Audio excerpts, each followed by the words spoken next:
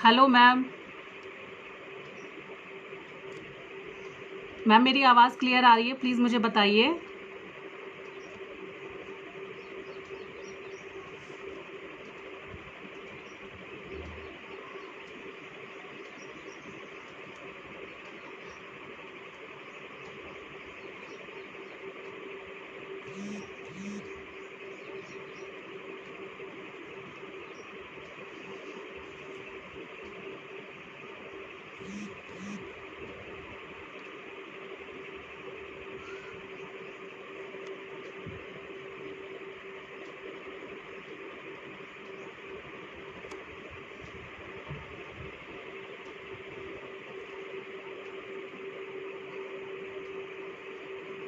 कुछ लोग जुड़ रहे हैं। हाँ, गुड इवनिंग सुमित। मेरी आवाज़ आ रही है? सुमित बताओ मुझे, क्लियर है आवाज़?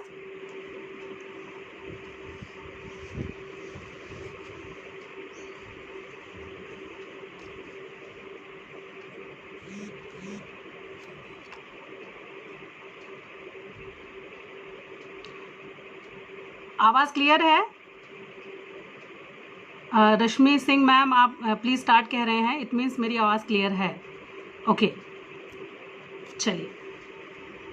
तो सबसे पहले आप सभी को मेरा सादर प्रणाम, नमस्कार। जैसा कि हम जानते हैं कि जो आज हमारे डिस्कशन का टॉपिक है वो है फिलोसॉफिकल अंडरपाइनिंग ऑफ रिसर्च। लेकिन इस चर्चा को शुरू करने से पहले मैं सबसे पहले धन्यवाद ज्ञापित करना चाहूँगी जो सभी संकाय सदस्य इस गुरु गोविंद सिंह इंद्रप्रस्थ यूनिवर्सिटी से जुड़े हुए हैं और जो इस इनोवेटिव प्लेटफॉर्म पर हम सभी शिक्षाविदों को मौका दे रहे हैं कुछ सार्थक बातचीत करने का, अलग अलग विषयों, अलग अलग अनुशासन के संबंध में, अलग अलग प्रकरणों के संबंध में। तो उसके लिए सबसे पहले मैं धन्यवाद ज्ञापित करती हूँ बहुत ही सम्मानीय प्रोफेसर सरोज शर्मा मैम का।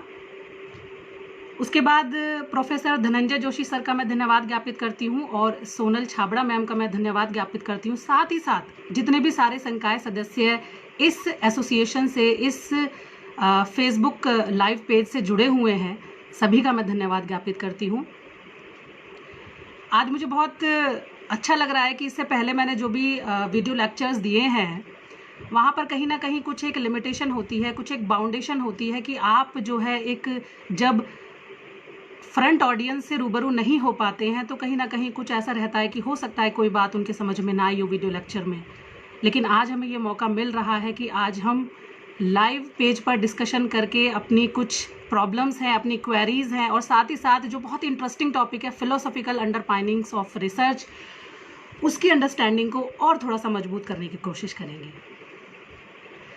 तो जैसे मैं स्टार्ट करूं, धन्यवाद की इस श्रेणी में मैं अपने संस्थान के माननीय परमादरणीय कुलपति प्रोफेसर रजनीश कुमार शुक्ल सर का धन्यवाद ज्ञापन करना नहीं भूलूंगी। साथ ही साथ हमारे जो संकाय अध्यक्ष हैं प्रोफेसर गोपाल कृष्ण ठाकुर सर, और उसके अलावा जितने भी हमारे संकाय सदस्य हैं और जो हमेशा मुझे मोटिवेट करते हैं, प्रेरित करते हैं, इनकरेज करते हैं, उन सभी की मैं दिल से आभारी हूँ कि सबने मुझे कहीं ना कहीं इस तरह से मेरी इस लर्निंग में योगदान दिया कि मैं आज आप सभी के समक्ष प्रस्तुत हूँ अपने कुछ विचारों को लेकर। तो चलिए आज हम बात करते हैं। हम बात करने जा रहे हैं फिलोसॉफिकल अंडरपाइनिंग ऑफ रिसर्च।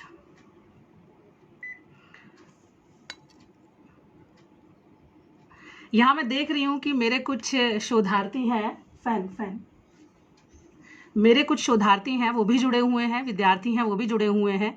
और ऐसा नहीं है कि जो चर्चा हम कर रहे हैं वो केवल हमारे जो शोधार्थी हैं उन्हीं के लिए लाभदायक होगी, साथ ही साथ हमारे विद्यार्थियों के लिए, चाहे वो बीएड लेवल के हैं, एमएड लेवल की है, सभी के लिए लाभदायक ही होने वाली है निश्चित रूप से। देखिए, फिलॉसफी का नाम लेते ही एक बड़ी ही अद्भुत समस्या हमारे मन मस्तिष्क में आती है कि आखिर ये फिलॉसफी है क्या। और यदि फिलॉसफी है, ठीक है, हम इसको एक अलग अनुशासन के रूप में पढ़ते हैं, तो हमें इसे रिसर्च में घसीटने की क्या जरूरत है, क्या आवश्यकता है इसको, है ना? Just wait.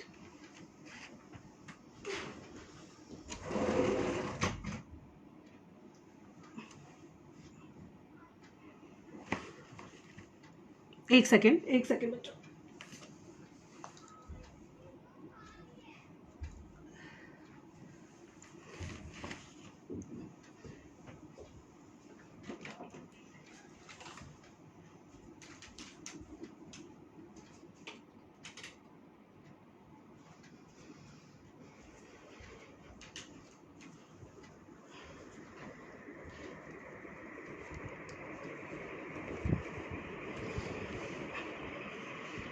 हाँ, अब ठीक है।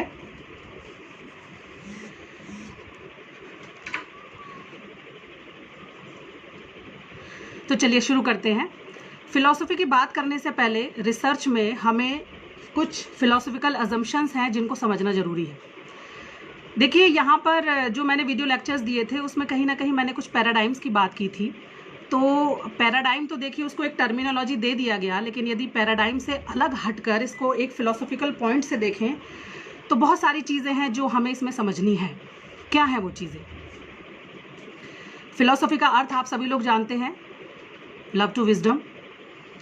जो व्यक्ति दिन रात ज्ञान के प्रति उत्सुक रहता है, नई नई चीज़ों, नई नई बातों को जानने के लिए उत्सुक रहता है, उसे ही फिलॉसफर कहा जाता है। भारतीय दर्शन में इसको एक अलग तरह से डिफाइन किया जा सकता है, लेकिन डेफिनेशन चाहे कुछ भी हो, पाथ चाहे कुछ भी हो, लेकिन जो इसका गोल है, फिलॉसफी का जो गोल है या दर्शन का जो गोल है, वो एक ही है। लक्ष्य इसका एक ही है। क्या लक्ष्य है? फिलॉसफी साइंस से बहुत आगे चली जाती है। साइंस जो विज्ञान है वो हमें क्या बताता है? वो हमें केवल हमारे व्हाट का उत्तर देता है, क्या का उत्तर देता है, या ज़्यादा से ज़्यादा कैसे का उत्तर देता है। लेकिन जो फिलॉसफी होती है वो हमारे क्यों का उत्तर देती है। वो प्रत्येक वस्तु को, प्रत्येक घटना को, प्रत्येक चीज़ को, इस ब्रह्मांड को, इस जीवन को एक अलग नज़रिए से देखने की दिशा प्रदान करती है। वो है फिलॉसफी। जब हम फिलॉसफी में पढ़ते हैं, आपने पढ़ा भी होगा कि जो फिलॉसफी की बहुत सारी ब्रांचेज हैं, जिसमें से सबसे पहली जो ब्रांच होती है उसका नाम है ऑन्टोलॉजी, या फिर उसको मेटाफिजिक्स भी कहते हैं। वो है तत्व मीमांसा। दूसरी जो ब्रांच है हमारी वो है एपिस्टेमोलॉजी, यानी कि ज्ञान मीमांसा। और तीसरी है हमारी एक्सियोलॉजी, यानी कि मूल्य मीमांसा। अब यहाँ रिसर्च में इस फिलॉसफी के तार कैसे जुड़े हुए हैं, यहाँ हमको ये समझना बेहद ज़रूरी है। क्योंकि मैंने जब खुद भी एमएड किया था, उसके बाद जो पीएचडी में कोर्स वर्क भी किया था, तो वहाँ पर मैंने देखा कि जो रिसर्च है, क्यों हम रिसर्च को क्वालिटेटिव तरीके से कर रहे हैं, क्यों हम रिसर्च को क्वांटिटेटिव तरीके से कर रहे हैं, आखिर इसके पीछे का राज क्या है, इसके पीछे की जड़ क्या है, रूट्स कहाँ हैं इसके पीछे। तो ये जो फिलॉसफी है ये हमें उस रूट्स तक ले जाती है कि भाई क्यों हम इस तरह के ऑब्जेक्टिव्स बना रहे हैं, क्यों हमारे रिसर्च क्वेश्चन इस पर्टिकुलर दिशा की तरफ जा रहे हैं, क्यों हमारी सैम्पलिंग प्रोबेबिलिटी सैम्पलिंग होगी, क्यों हमारी सैम्पलिंग नॉन प्रोबेबिलिटी सैम्पलिंग होगी, क्यों हमारी ये मेथडोलॉजी होगी, क्यों हमारे ये मेथड्स होंगे, क्यों हमारे ये इंस्ट्रूमेंट होंगे, और फाइनली क्यों हम रिजल्ट को जनरलाइज करेंगे या जनरलाइज नहीं करेंगे। ये सब कौन बताता है? ये सब हमें फिलॉसफी गाइड करती है। कैसे गाइड करती है, इसको एक एक करके हम लोग समझेंगे। सबसे पहले थोड़ा सा एक ब्रीफ डिस्कशन ले लेते हैं कि ये जो हमने भी बात करी कि ऑन्टोलॉजी क्या है। देखिए, जो ऑन्टोलॉजी है इसका अर्थ है कि यहाँ पर जो फिलॉसफर है या जो जानने वाला है या जो रिसर्चर है ना, ये जो स्टूडेंट है, वो यह जानना चाह रहा है कि जो नेचर है किसका, रियलिटी का, वो है क्या। रियलिटी का, नेचर का यहाँ मतलब ये है कि रियलिटी है या नहीं है। है या नहीं है का मतलब है कि जो कुछ हम देख पा रहे हैं या जो कुछ हमारे माइंड में है या जो कुछ हमारे चारों तरफ एग्जिस्ट कर रहा है, क्या वो रियल है या नहीं है।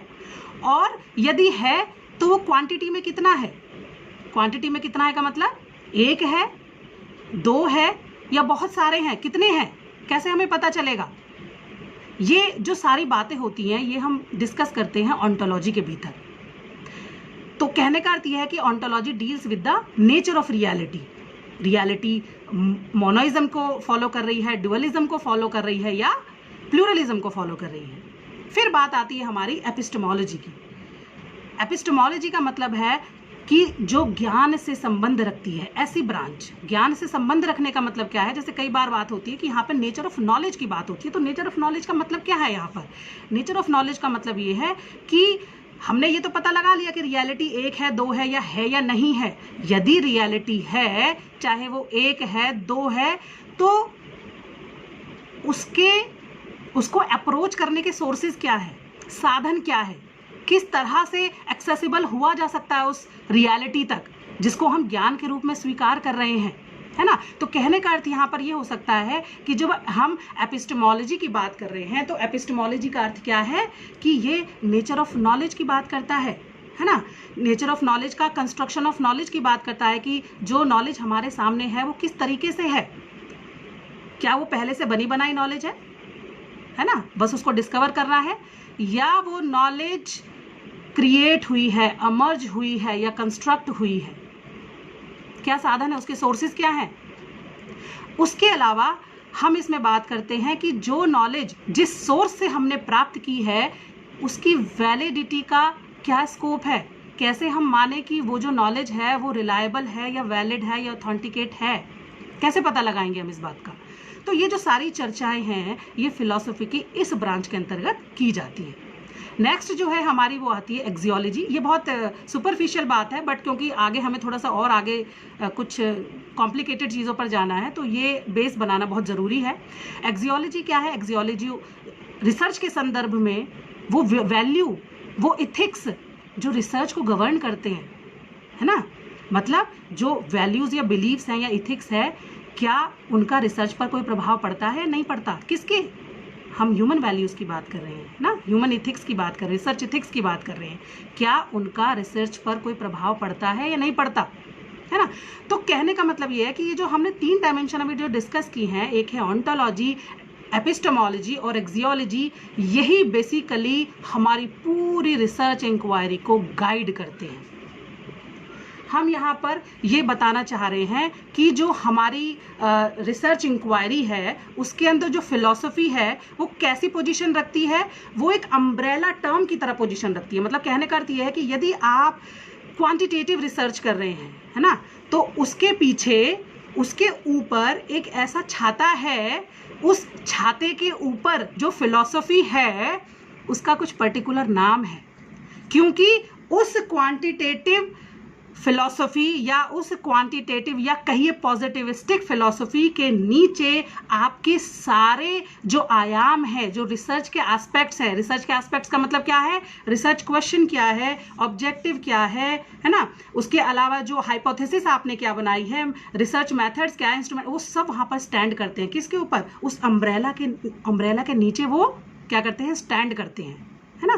तो यहाँ पर कहने का अर्थ ये है कि जो फिलॉसफी है वो एक अम्ब्रेला टर्म है जिसके नीचे किसी पर्टिकुलर जो फिलॉसफी है, किसी पर्टिकुलर फिलॉसफी, चाहे वो क्वालिटेटिव हो चाहे वो क्वांटिटेटिव हो, वो उस अम्ब्रेला के नीचे स्टैंड करती है। अब इसको कैसे समझेंगे? फॉर एग्जाम्पल कैसे है, देखिए, जब भी हम पॉजिटिविस्टिक फिलॉसफी की बात करते हैं तो यहाँ पर हम सीक्वेंस में चलते हैं। सीक्वेंस का मतलब क्या है? जैसे मैंने बताया कि रूट कहाँ पे है, रूट यहीं से है, रूट इस ऑन्टोलॉजी से है। तो ऑन्टोलॉजी से रूट कैसे होगी? इसका मतलब हम ये देखें कि जो पॉजिटिविस्टिक साइंस है या जो पॉजिटिविस्टिक फिलॉसफी है या जो पॉजिटिविस्टिक पैराडाइम है, ये ऑन्टोलॉजी को कैसे परसीव करता है, मतलब नेचर ऑफ रियलिटी को कैसे परसीव करता है।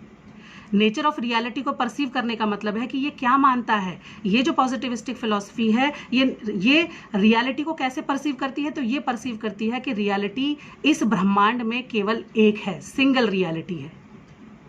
क्योंकि हम रियलिटी, सोशल रियलिटी की बात कर रहे हैं, तो सोशल रियलिटी के संदर्भ में भी जो पॉजिटिविस्टिक जो फिलॉसफी है वो ये कहती है कि सोशल रियलिटी भी क्या होती है, एक होती है। जैसे नेचुरलिस्टिक फिलॉसफी एक होती है, नेचुरलिस्टिक इंक्वायरी जो है, जो रियलिटी है वो एक है, उसी तरह से जो पॉजिटिविस्टिक जो फिलॉसफी है या पॉजिटिविस्टिक जो रियलिटी है वो एक है। आगे जब हम चलते हैं एपिस्टेमोलॉजी पर तो ये कहते हैं कि भाई ठीक है, रियलिटी एक है, इसको कैसे जाना जा सकता है? तो यहाँ पर जो पॉजिटिविस्टिक फिलॉसफी है वो ये कहती है कि इसको हम एक्सपेरिमेंटेशन से, ऑब्जर्वेशन से और एक्सपीरियंस से जान सकते हैं। अर्थात किससे जान सकते हैं? हम एम्पेरिसिज्म से जान सकते हैं। एम्पेरिसिज्म क्या है? एम्पेरिसिज्म वह डॉक्ट्राइन है जो ये बताता है कि जो रियलिटी है या जो नॉलेज है उस तक पहुंचने का साधन क्या है? ऑब्जर्वेशन, एक्सपेरिमेंट और एक्सपीरियंस। ऑब्जर्वेशन मतलब सेंसरी एक्सपीरियंस, हमारा सेंसरी परसेप्शन जिसके अंदर निहित होता है। अब यदि इसकी हम एक्सियोलॉजी पर बात करते हैं तो एक्सियोलॉजी हमारी ये कहती है कि जो हमारी रियलिटी है, पॉजिटिविस्टिक की बात कर रहे हैं हम यहाँ पर, जो पॉजिटिविस्टिक जो रियलिटी है वो कैसी है? वैल्यू फ्री है। यहाँ पर ह्यूमन माइंड का, ह्यूमन नोशंस का, ह्यूमन इंक्लिनेशंस का कोई प्रभाव नहीं पड़ता। इसका मतलब आउट ऑफ द माइंड है रियलिटी। तो यदि हम इसके थोड़ा सा और पीछे जाते हैं, क्योंकि ये जो पॉजिटिविस्टिक साइंस है जो हम रिसर्च करते हैं उसमें तो हम बेसिकली जो हम लोग जो रिसर्च करते हैं सोशल साइंसेज में, वो बेसिकली उस कैटेगरी में आती हैं जिसका नाम है पोस्ट पॉजिटिविज्म। लेकिन यदि हम थोड़ा सा प्योर साइंस की तरफ बात करते हैं तो इसकी जो फिलॉसफी है वो भी बहुत ही कुछ ऐसी इंटरेस्टिंग है जिसमें कोई बहुत सारे ऐसे तथ्य हैं जो जानने हमारे लिए बहुत आवश्यक है। वो कौन कौन से तथ्य हो सकते हैं? जैसे जब हम बात करते हैं साइंटिफिक स्टेटमेंट की, है ना, अब हम थोड़ा सा पीछे की साइड चलेंगे। जब स्टार्टिंग में जब साइंस को देखने का जो नज़रिया था वो लॉजिक पर बेस्ड था। स्टार्टिंग में हम यहाँ पे 17वीं शताब्दी की बात करेंगे, जहाँ पर जो हमारे कार्टेशियन थे, है ना, रेने डेकार्टे थे, उन्होंने जब डिडक्टिव लॉजिक की बात जो कही थी उससे उन्होंने नेचुरल साइंस को जस्टिफाई करने का प्रयास किया था। उन्होंने कहा था कि भाई कोई भी साइंटिफिक स्टेटमेंट है उसको आप कैसे जस्टिफाई कर सकते हैं? उसको डिडक्टिव लॉजिक के थ्रू जस्टिफाई कर सकते हैं। लोगों ने प्रश्न उठाया कि भाई डिडक्टिव लॉजिक के लिए तो हमें क्या है, वो जो सबसे पहला जो स्टेटमेंट होता है ना, जो जनरल से हम स्पेसिफिक पे जाते हैं, वो जनरल स्टेटमेंट हमारे पास होना चाहिए। आप वो कहाँ से लाएंगे? तो जो कार्टेशियन जो लोग हैं, जो कार्टेशियन ऑब्जेक्टिविज्म के समर्थक हैं, उन्होंने कहा, बेसिकली जो रेने डेकार्टे है, इन्होंने ये तर्क प्रस्तुत किया कि उसके लिए जो हमारा स्टेटमेंट है या जो हमारा वाक्य है, जो सबसे पहले जिससे हमारा स्पेसिफिक स्टेटमेंट निकल कर आ रहा है, एक्चुअली वो तो गॉड गिवन है, वो इन्नेट आइडिया है ना, वो कहाँ है? वो तो विचारों से उपजा है। और क्योंकि वो इन्नेट आइडिया है, गॉड गिवन है, इसलिए उसकी सत्यता अपने आप में सिद्ध है। उसे सिद्ध करने की कोई आवश्यकता नहीं है। ये लॉजिकल डिडक्टिव की बात कर रहे हैं जो रेने डेकार्टे ने दिया था। इसके बाद इसमें कुछ प्रॉब्लम्स ये हुई। इसके बाद में जो फ्रीज नामक एक एपिस्टेमोलॉजिस्ट थे वो आए। फ्रीज ने जो कहा कि जब हम ये लॉजिक की बात करते हैं या रीजन की जो बात करते हैं, इसके अंदर तो बहुत समस्याएं हैं। बोले क्या समस्याएं हैं? समस्याएं ये है कि जो लॉजिक है, लॉजिक किससे हमारा प्रूव हो रहा है? हमारा स्टेटमेंट किससे प्रूव हो रहा है? उससे ऊपर के स्टेटमेंट से।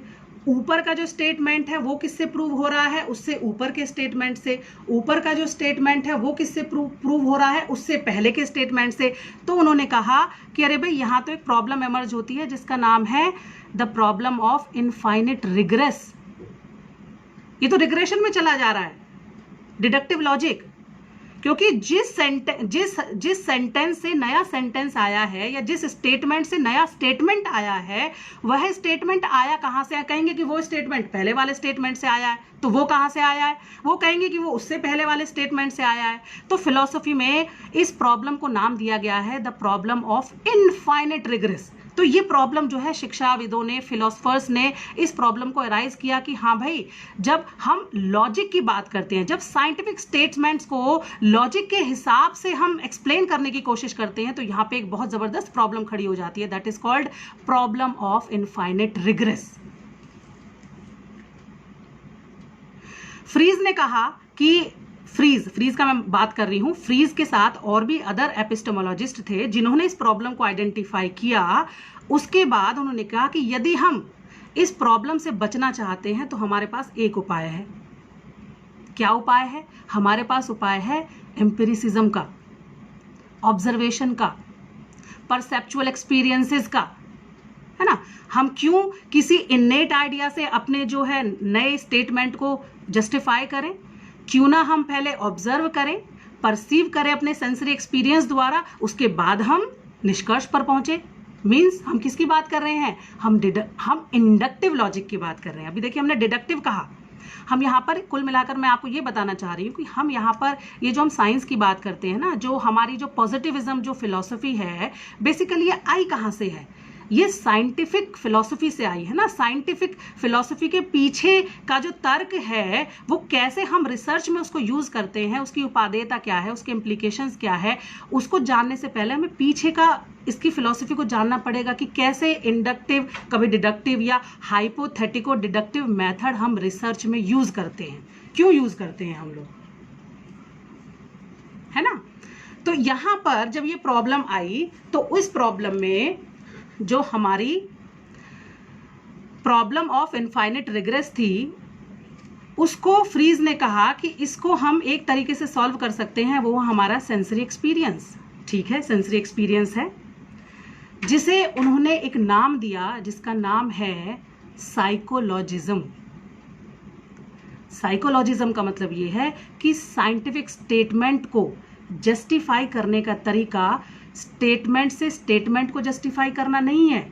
इसको तो उससे करिए, कोई बात नहीं, आप उससे उसको कर सकते हैं, साथ ही साथ इसमें एक और चीज भी ऐड होनी चाहिए जिसका नाम है परसेप्चुअल एक्सपीरियंसेस। परसीव करना, ऑब्जर्वेशन करना, वो जरूर होना चाहिए। और इसी कंटेंशन को, इसी नोशन को फिलोसफर्स ने नाम दिया साइकोलॉजिज्म। साइकोलॉजिज्म मतलब ऐसा वाद जहां पर परसेप्चुअल एक्सपीरियंसेस निहित हो। अब यदि हम इससे थोड़ा सा और आगे चलते हैं, अभी देखिए अभी हमने क्या बात की है, अभी हमने डिडक्टिव लॉजिक की बात करी, उसके बाद इंडक्टिव लॉजिक की बात करी, उसके बाद इंडक्टिव लॉजिक आया, फिर डिडक्टिव लॉजिक आया। तो लेकिन यहां पर भी जो फिलोसफर्स हैं वो संतुष्ट नहीं हुए। क्यों? डिडक्टिव लॉजिक के साथ कौन सी प्रॉब्लम थी? अभी हमने डिस्कस किया, इनफाइनाइट रिग्रेशन की प्रॉब्लम थी। इंडक्टिव लॉजिक के पास एक और प्रॉब्लम आई। वो प्रॉब्लम क्या आई? वो कार्ल पॉपर ने उस प्रॉब्लम को डिटेक्ट किया। क्या प्रॉब्लम थी वो? उन्होंने कहा कि भाई प्रॉब्लम ऑफ इंडक्शन भी है इसके साथ। क्या प्रॉब्लम ऑफ इंडक्शन क्या है? प्रॉब्लम ऑफ इंडक्शन का अर्थ ये है कि जब आप स्पेसिफिक फैक्ट्स के आधार पर जनरलाइज्ड स्टेटमेंट देते हैं या जनरलाइज्ड जो तथ्य है उसे उजागर करते हैं, तो क्या पता है वो तथ्य, वो फैक्ट कल हो ना हो। कैसे? सूरज पूरब से निकलता है, the sun rises in the east. किस पर आधारित है? ये हमारे पास्ट एक्सपीरियंसेस पर आधारित है ना। हम सदियों से ये देखते आ रहे हैं कि सूर्य पूरब से ही निकलता आ रहा है। इसका मतलब क्या है कि हमारे पास्ट एक्सपीरियंसेस ये बता रहे हैं कि कल भी सूरज पूरब से निकलेगा। लेकिन फिलोसफर्स ने कहा, जो साइंटिफिक फिलोसफर्स थे, उन्होंने ये कहा कि ऐसा जरूरी नहीं है कि अब तक सूरज पूरब से निकल रहा है तो कल भी सूरज पूरब से निकलेगा। ऐसा जरूरी नहीं है। ये तो वही बात हो गई ना कि सारे हंस सफेद हैं। इसका मतलब ये नहीं है कि अगर मान लीजिए कि कोई काला हंस नहीं मिल सकता है, सारे हंस सफेद हैं, ये मान लीजिए एक यूनिवर्सल ट्रुथ है ना, यूनिवर्सल स्टेटमेंट है। लेकिन ये जो यूनिवर्सल स्टेटमेंट है, कल को एक काला हंस भी आकर इस यूनिवर्सल स्टेटमेंट को कॉन्ट्राडिक्ट कर सकता है ना, इसको अपोज कर सकता है, इसका विरोध कर सकता है। और जो ऐसे सेंटेंस होते हैं, जो ऐसी घटनाएं होती हैं या जो ऐसे स्टेटमेंट होते हैं, उन्हें हम बोलते हैं एग्जिस्टेंशियल स्टेटमेंट, या उन्हें हम बोलते हैं बेसिक स्टेटमेंट। बेसिक स्टेटमेंट बोलते हैं उन्हें फिलॉसफी के अंदर। वो बेसिक स्टेटमेंट का मतलब क्या है कि वो एग्जिस्ट कर रहा है, चाहे वो एक है लेकिन वो एग्जिस्ट कर रहा है ना। तो यहां पर प्रॉब्लम ऑफ इंडक्शन की बात करी कार्ल पॉपर ने। उन्होंने कहा कि प्रॉब्लम ऑफ इंडक्शन तो सबसे बड़ी है। जो आज जो चीज है वो आप कह रहे हैं कि भाई पुराने टाइम से होती आ रही है इसलिए आज ये चीज है, लेकिन इसका मतलब ये नहीं है कि आज ये जो चीज है कल वो आगे तक भी वही कंटिन्यू रहेगी। क्या पता है कल को सूरज पश्चिम से निकले? कैसे पता चलेगा? हमें नहीं पता चलेगा ना इस बात का। तो यहाँ पर ये जो तर्क वितर्क था ये चलता रहा, लेकिन साथ ही साथ कार्ल पॉपर ने ये भी कहा कि ये जो प्रॉब्लम है, हम जो इंडक्शन की प्रॉब्लम कह रहे हैं, हमें कहा ना कि परसेप्चुअल एक्सपीरियंस बड़ा जरूरी है, इसके साथ एक और प्रॉब्लम जुड़ी हुई है जिसका नाम है यूनिवर्सल प्रॉब्लम। अब ये यूनिवर्सल प्रॉब्लम क्या है? यूनिवर्सल प्रॉब्लम का मतलब ये है कि यदि मैं ये कहूं here is a glass of water, मेरे सामने पानी का एक ग्लास है, क्या आपके सामने पानी का ग्लास तभी है जब आप इसको देख रहे हैं? यदि आप इसको नहीं भी देखेंगे तो भी आपके सामने पानी का ग्लास है। क्यों है? क्योंकि जैसे ही आपने उसको देखा, वो तो जस्ट एक इमीडिएट एक्सपीरियंस था, है ना, इमीडिएट नॉलेज थी जो कि यूनिक है, जो कि बिल्कुल शॉर्ट टाइम के लिए है। आप देखेंगे बाद में, नहीं देखेंगे, लेकिन क्या जब आपने नहीं देखा तो जो उसके यूनिवर्सल सिंबल्स हैं, उस स्टेटमेंट के यूनिवर्सल सिंबल्स की बात कर रहे हैं हम, क्या कि ग्लास में पानी है का मतलब इसमें कौन से यूनिवर्सल सिंबल्स हैं? एक ग्लास है, गिलास का कोई लॉ लाइक स्ट्रक्चर है ना, जैसे ही ग्लास है तो दिमाग में कुछ आता है कि अच्छा भाई गिलास इस प्रकृति का होना चाहिए, इस प्रकृति का होता है, नीचे उसकी परिधि कम होती है, ऊपर जो है बड़ी होती चली जाती है। पानी है तो पानी का नाम लेते ही पानी का भी कुछ ना कुछ सिंबॉलिक जो आइडिया है वो हमारे माइंड में आता है। तो यहाँ पर कार्ल पॉपर ये कहते हैं कि प्रॉब्लम ऑफ इंडक्शन के साथ साथ जो इंडक्टिव लॉजिक है उसके साथ यूनिवर्सल प्रॉब्लम भी जुड़ा हुआ है। यूनिवर्सल प्रॉब्लम का मतलब क्या है कि जब हम ये मान रहे हैं कि हम किसी चीज को एक्सपीरियंस कर रहे हैं, वो एक्सपीरियंस एक्चुअली क्या होता है? वो इमीडिएट एक्सपीरियंस होता है, और वो जो इमीडिएट एक्सपीरियंस होता है वो उस स्टेटमेंट की, उस घटना की, यहाँ पे मैं दो बातें यूज कर रही हूँ, एक स्टेटमेंट, एक घटना। एक्चुअली जो फिलॉसफी है ना वो ये बात करती है कि हम जो है फिलॉसफी के अंदर फॉर्म ऑफ ऑब्जेक्ट्स की बात नहीं करते, हम फॉर्म ऑफ स्पीच की बात करते हैं, है ना, स्टेटमेंट की बात करते हैं। ऑब्जेक्ट ट्रू नहीं है फिलॉसफी के लिए, फिलॉसफी के लिए तो आइडियाज ट्रू हैं, और आइडियाज के साथ का मतलब क्या है? उसके लिए स्पीच ट्रू है। तो कहने का अर्थ ये है कि यदि मैं ये कह रही हूं कि इस मेज पर ग्लास रखा हुआ है, तो जब वो मेज पर ग्लास रखा हुआ है तब जिस अवस्था में है तब वो है उसकी मटीरियल मोड ऑफ स्पीच, मतलब जब वो मटीरियलिस्टिक पोजीशन में है, मटीरियल मोड ऑफ स्पीच। लेकिन जैसे ही आप उसको परसीव करते हैं, जैसे ही सेंसरी एक्सपीरियंस द्वारा आप उसको परसीव करते हैं, सडनली ये जो आपका जो ग्लास की हम लोग बात कर रहे हैं, वैसे तुरंत ये चेंज हो जाता है हमारा फॉर्मल मोड ऑफ स्पीच में। तो यहाँ पे ये जो यूनिवर्सैलिटी की जो प्रॉब्लम थी, इसको डिटेक्ट किया गया कार्ल पॉपर के द्वारा। क्या बताया, इसको थोड़ा सा मैं समराइज कर देती हूँ। कुछ चीज़ें हैं इसमें, क्योंकि जो फिलोसॉफिकल, ये जो लॉजिक ऑफ साइंटिफिक डिस्कवरी है जो कि कार्ल पॉपर के द्वारा लिखी हुई एक बहुत ही अच्छी बुक है, तो इसमें जो नोशंस हैं वो इतने ज़्यादा कॉम्प्लिकेटेड हैं कि इजीली ये चीज़ें जो हैं हम लोग ग्रास्प नहीं कर पाते हैं जब तक कि हमें इधर उधर से सारी की सारी चीज़ों का ज्ञान ना हो। तभी हम कहते हैं कि कई बार फिलॉसफी ऐसी है वैसी है, लेकिन फिर भी स्टिल फिलॉसफी बहुत इंटरेस्टिंग है। फिलॉसफी पढ़कर ही हमें जो है, चाहे आप एक रिसर्चर हैं, स्टूडेंट हैं, चाहे आप कुछ भी नहीं हैं, चाहे आप सामान्य ज़िंदगी जीने वाले जो है पर्सन हैं, सभी के लिए फिलॉसफी बहुत महत्वपूर्ण है। ज़िंदगी को जीने का एक नज़रिया प्रदान करती है। तो आप ये देखिए कि रिसर्च के पीछे जब कोई भी साइंटिफिक रिसर्च की जाती है तो कैसे वहाँ पर एक एक स्टेप को कैसे परसीव किया जाता है। यदि आप इंडक्शन की बात कर रहे हैं तो कैसे इंडक्शन में इन फिलोसोफर्स ने प्रॉब्लम बताई कि भाई इंडक्शन की जो वरना कहते हैं ना कि sensory experience is the major source of getting knowledge, क्योंकि जो आप प्रत्यक्षण के द्वारा या परसेप्शन के द्वारा जो कुछ भी आप प्राप्त कर रहे हो वो तो सबसे ज़्यादा ऑथेंटिक नॉलेज है। लेकिन यहाँ पर भी प्रॉब्लम क्रिएट कर दी। उन्होंने कहा कि नहीं भाई, ये नहीं है, प्रॉब्लम ऑफ इंडक्शन जुड़ी हुई है, साथ में यूनिवर्सल प्रॉब्लम है। यूनिवर्सल प्रॉब्लम का मतलब ये है कि जिस चीज़ को आप देख रहे हैं ना, वो ऐसा नहीं है कि वो तभी अस्तित्व में आई है।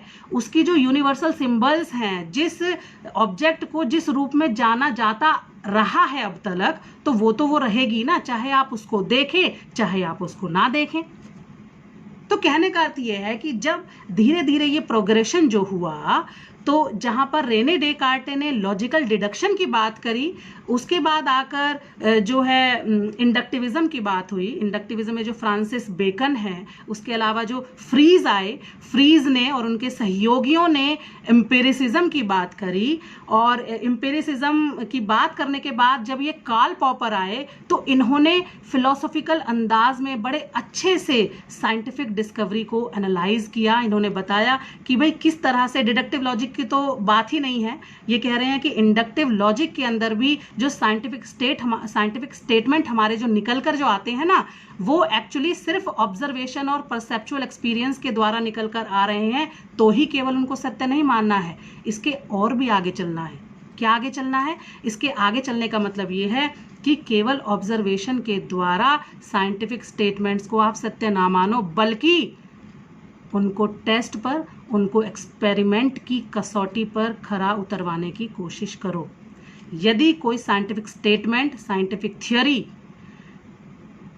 एक्सपेरिमेंट या टेस्ट पर, टेस्टिंग क्राइटेरिया पर यदि वो स्टैंड करती है, यदि वो वहां पर सही सिद्ध होती है, तभी उसको एक्सेप्ट करना चाहिए। केवल ऑब्जर्वेशन से, परसेप्शन से काम नहीं चलेगा। बेशक एम्पिरिसिज्म का पार्ट है ऑब्जर्वेशन के बिना तो कोई रिसर्च, कोई भी कार्य जो है वो संपन्न ही नहीं हो सकता, लेकिन ऑब्जर्वेशन के साथ साथ में टेस्टिंग, एक्सपेरिमेंटेशन, मेजरमेंट, है ना। और यहाँ पे भी ऑब्जर्वेशन को देखिए फिलोसॉफिकली बड़ा अच्छे से डिफाइन किया गया है। यदि फिलोसॉफिकली हम ऑब्जर्वेशन को डिफाइन करें तो क्या है? नॉर्मल ऑब्जर्वेशन क्या है कि सेंसेस से जो आप देखते हैं, जो कुछ देख रहे हैं पांचों इंद्रियों से, वो ऑब्जर्वेशन है आपका। लेकिन फिलोसॉफिकली ऑब्जर्वेशन क्या है? ऑब्जर्वेशन का मतलब ये है कि जो सेंसरी इंफॉर्मेशन है, जब आप उसको फिल्टर करते हैं, है ना, अपनी थॉट प्रोसेस के द्वारा जब आप उसको फिल्टर करते हैं, उसके बाद में आप इंटेंशनली जो देख रहे हैं वो ऑब्जर्वेशन है ना। अब यहां पर भी जो आप देख रहे हैं इंटेंशनली, वो डिपेंड करता है कि वो रैशनल है या इरेशनल है, दोनों में से किसी भी तरह का हो सकता है वो। तो जो पॉजिटिविज्म जो फिलॉसफी है, इसके जो तार हैं, ये पीछे इस तरह से कहीं ना कहीं इस साइंटिफिक फिलॉसफी से जुड़े हुए हैं। अब हम इससे थोड़ा सा आगे बढ़ेंगे, क्योंकि अभी हम ये पॉजिटिविज्म की बात कर रहे थे, तो अब हम थोड़ा सा जो है ना अपने रिसर्च वाले एरिया पर आ जाते हैं, जहाँ पर जो बेसिकली हमारे 3 फिलॉसफीज हैं जिनकी मैं बात करूंगी। उसके अलावा भी बहुत सारे पैराडाइम हैं जो जानने जरूरी हैं और जानने भी चाहिए, लेकिन जो मेजर 3 पैराडाइम ऐसे हैं जिनको जानना एक रिसर्चर के लिए बेहद आवश्यक है। सबसे पहला पैराडाइम है पॉजिटिविज्म, जिसकी अभी हमने चर्चा की। पॉजिटिविज्म और पोस्ट पॉजिटिविज्म दोनों, मैंने बताया, दोनों बहुत करीबी हैं। आपने शायद वीडियो लेक्चर्स में भी देखा होगा कि मैंने इसके बारे में चर्चा की है। दोनों में थोड़ा सा फर्क है, और थोड़ा सा फर्क है उसकी हम चर्चा कर लेंगे। दूसरा जो है वो है इंटरप्रेटिविज्म, है ना, व्याख्यावाद। और तीसरा जो है वो हमारा है द क्रिटिकल थ्योरी, उसकी भी हम आज चर्चा करेंगे। बहुत इंपॉर्टेंट पैराडाइम है वो भी एक सत्य को एक अलग नजरिए से देखने की दिशा प्रदान कर रहा है हमको। तो जब ये हमने बात करी, देखिए अभी हम थोड़ा सा बिल्कुल प्योर साइंस की तरफ गए थे, अब हम जाते हैं अपनी सोशल साइंस की। जब ऑगस्ट कॉम्टे ने ये कहा कि भाई जो पॉजिटिव साइंस ऑफ सोसाइटी है उसको भी स्टैब्लिश किया जा सकता है, मतलब पॉजिटिविस्टिक तरीके से आप सोशल साइंस को भी स्टडी कर सकते हैं, तो इस चीज़ का बहुत जो फिलोसफर्स थे या जो साइंटिफिक कम्युनिटी थी, उन्होंने इसका विरोध किया। कुछ जो हमारे फिलोसफर्स थे या साइंटिस्ट थे, जिसमें हेजनबर्ग और नील्स बोर नाम के जो फिलोसफर्स थे, उन्होंने ये कहा कि माना एम्पिरिसिज्म बहुत सही मेथड है सत्य तक पहुंचने का, लेकिन कोई रिसर्चर कितने ही फेथफुल्ली, कितने ही रिगरसली साइंटिफिक मेथड का एप्लीकेशन क्यों ना करे, वह उस एब्सोल्यूट ट्रुथ तक नहीं पहुंच सकता। इसलिए यहां पर जो पॉजिटिविज्म था वो पोस्ट पॉजिटिविज्म में चेंज हो गया। और ये बात ध्यान रखने योग्य है, आवश्यक रूप से ध्यान रखने योग्य है कि जितने भी रिसर्चेज हम सोशल साइंसेज में करते हैं, वो सारी की सारी रिसर्चेज पोस्ट पॉजिटिविज्म के अंतर्गत ही आती है। इवन जो हम एक्सपेरिमेंटल रिसर्च जो करते हैं, ट्रू एक्सपेरिमेंटल रिसर्च की जाती हैं, बट वो सोशल साइंस में इतनी फिजिबल नहीं है जितनी हम मानते हैं, क्योंकि इतना मैकेनिकल वो प्रोसीजर हो जाता है। तो वहाँ पर आप प्योर पॉजिटिविज्म को ह्यूमन बींग्स में लागू करना बहुत इलॉजिकल बात है। तो इसलिए हम ये कहते हैं कि सोशल साइंस में चाहे आप क्वांटिटेटिव रिसर्चेज भी करते हैं, तो क्वांटिटेटिव रिसर्चेज में भी जो आपका मेथड्स हैं, जो प्रोसीजर्स हैं, वो सारे के सारे पोस्ट पॉजिटिविज्म के फॉलो होते हैं, ना कि पॉजिटिविज्म के। लेकिन हालांकि दोनों में बहुत ज़्यादा अंतर नहीं है। अब इस अंतर को हम कैसे समझेंगे? वो जो फिलोसॉफिकल अजम्पशंस हमने बात करी थी। पॉजिटिविज्म कहता है कि ऑन्टोलॉजी एक है, पोस्ट पॉजिटिविज्म भी कहता है कि ऑन्टोलॉजी एक है, रियलिटी एक ही है। लेकिन पॉजिटिविज्म ने यह कहा था कि उस एब्सोल्यूट ट्रुथ या उस एब्सोल्यूट रियलिटी को डिस्कवर एक रिसर्चर कर सकता है, लेकिन पोस्ट पॉजिटिविज्म यह कहता है कि नहीं, उस रियलिटी को डिस्कवर करने की संभावना जरूर है, लेकिन 100% ये कहा नहीं जा सकता कि उस रियलिटी को आप प्राप्त कर ही लेंगे। यानी हम कह सकते हैं एक प्रोबेबिलिस्टिक जो व्यू है वो पोस्ट पॉजिटिविज्म का है। एपिस्टेमोलॉजी पॉजिटिविज्म के एम्पिरिसिज्म को फॉलो करती है ना। ऑब्जर्वेशन कीजिए, टेस्ट कीजिए, एक्सपेरिमेंट कीजिए, एक्सपीरियंस कीजिए, रियलिटी आपके सामने है। पोस्ट पॉजिटिविज्म भी इसी मेथड को फॉलो करता है, लेकिन अंतर कहाँ है? अंतर उसकी ऑन्टोलॉजी में है ना। सिंगल है, वो कह रहा है कि जरूरी नहीं है सिंगल है, हो सकता है कुछ और निकल के आए, हो सकता है कि वो सिंगल है लेकिन उस सिंगल को हम पूरी तरह पता ना लगा पाए, है ना। बाद में आते हैं जो नीचे आती है, सबसे पहले ऑन्टोलॉजी की बात करी, फिर एपिस्टेमोलॉजी की बात करी, अब हम बात करेंगे एक्सियोलॉजी की। एक्सियोलॉजी का मतलब है वैल्यूज की। तो पॉजिटिविज्म ये कहता है कि रिसर्च हमेशा वैल्यू फ्री होती है, ह्यूमन वैल्यूज का, ह्यूमन गोल्स का, इंटेंशंस का वैल्यू रिसर्च पर कोई भी प्रभाव किसी प्रकार का नहीं पड़ता है। लेकिन पोस्ट पॉजिटिविज्म ने जो ये बात कही है कि रियलिटी हम एक संभावित तौर पर उस पर पहुंच सकते हैं, उसका पता लगा सकते हैं, तो इसका सीधा सा अर्थ ये है कि कहीं ना कहीं, क्योंकि संभावना की बात हो रही है, तो कहीं ना कहीं कुछ ऐसे फैक्टर्स हैं जो उस रियलिटी को इंटरफेयर कर रहे हैं। वो फैक्टर्स क्या है? वो फैक्टर्स हैं यहाँ पर ह्यूमन बायसेस, है ना, कुछ बैकग्राउंड थ्योरीज, कुछ हाइपोथेसिस जो रिसर्चर को और रिसर्च्ड को, उस फिनोमिना को जो जहां रिसर्चर रिसर्च कर रहा है उसको प्रभावित करते हैं। तभी यहाँ पर पोस्ट पॉजिटिविज्म इस व्यू को लेता है कि रियलिटी एक्सेसिबल है लेकिन एब्सोल्यूट ट्रुथ तक पहुंचा नहीं जा सकता। अब इसका जो एक क्रम है, अभी हम रिसर्च की बार बार बात करें तो क्रम कैसे होगा? ऑन्टोलॉजी ने एपिस्टेमोलॉजी को गाइड किया, एपिस्टेमोलॉजी ने एक्सियोलॉजी का गाइड किया, ठीक है। इसके बाद क्या है? जब ये तीनों आपस में मिलेंगे तो ये एक जो है मेथोडोलॉजी बनाएंगे, जिस मेथोडोलॉजी की हमने बात करी है कि इसके अंदर कौन सी मेथोडोलॉजी आएगी, इसके अंदर आती है क्वांटिटेटिव मेथोडोलॉजी। जैसे ही क्वांटिटेटिव मेथोडोलॉजी आती है तो इसकी जो फिलॉसफी है, जो क्वांटिटेटिव मेथोडोलॉजी की जो फिलॉसफी है, वो हमें ये बताती है कि भाई ये पर्टिकुलर इंस्ट्रूमेंट या टूल्स या टेक्निक्स हम इसमें डेटा गैदरिंग के लिए यूज करेंगे, या ये जो टाइप की सैम्पलिंग है वो हम इसमें यूज करेंगे। तो इस तरह से कहने का मतलब ये है कि ये जो फिलॉसफी जो ऊपर है, जो अम्ब्रेला मैंने बताया था, किस तरह से वो ऊपर से रिसर्च को स्टेप बाय स्टेप गाइड कर रहा है, लास्ट तक, जहां तक हम जनरलाइजेशन करते हैं ना, वहां तक वो उसको गाइड करता है। नेक्स्ट जो आता है वो हमारी आता है इंटरप्रेटिविज्म। इंटरप्रेटिविज्म जो है वो जस्ट एंटी पॉजिटिविस्टिक व्यू को प्रदर्शित करता है। इंटरप्रेटिविज्म जो मैंने बताया भी था आपको, आपने देखा भी होगा कि इसका जो दूसरा नाम है वो है कंस्ट्रक्टिविज्म। यहां इसकी ऑन्टोलॉजी पॉजिटिविज्म की ऑन्टोलॉजी से बिल्कुल अलग है। वो कह रहा था रियलिटी एक है और ऑब्जेक्टिव है, ये कह रहे हैं कि रियलिटी एक नहीं है, रियलिटी तो बहुत सारी हैं, और वो कैसी हैं? सब्जेक्टिव है। सब्जेक्टिव के साथ भी वो कैसी हैं? सोशली कंस्ट्रक्टेड है। मतलब क्या है कि इंडिविजुअल भी हो सकती है, पर्सनल भी हो सकती है, और ग्रुप रियलिटी भी हो सकती है। यदि हम इसकी एपिस्टेमोलॉजी की बात करें कि वहां तो एपिस्टेमोलॉजी क्या, कंपैरेटिव स्टडी करेंगे तो बहुत अच्छे से समझ में आता है कि वहां की जो एपिस्टेमोलॉजी थी वो ये कह रही थी कि एम्पिरिसिज्म से हम रियलिटी को प्राप्त कर सकते हैं।